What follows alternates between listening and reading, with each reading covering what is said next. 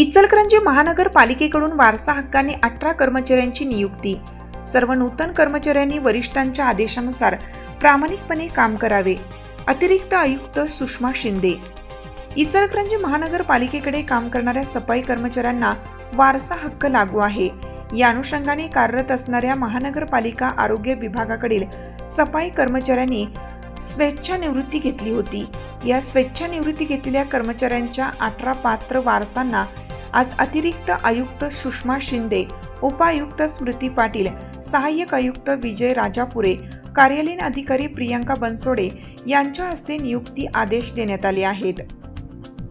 यावेळी अतिरिक्त आयुक्त सुषमा शिंदे यांनी नियुक्त करण्यात आलेल्या सर्व नूतन कर्मचाऱ्यांनी वरिष्ठांच्या आदेशानुसार प्रामाणिकपणे आपले काम करावे असे आवाहन केलं।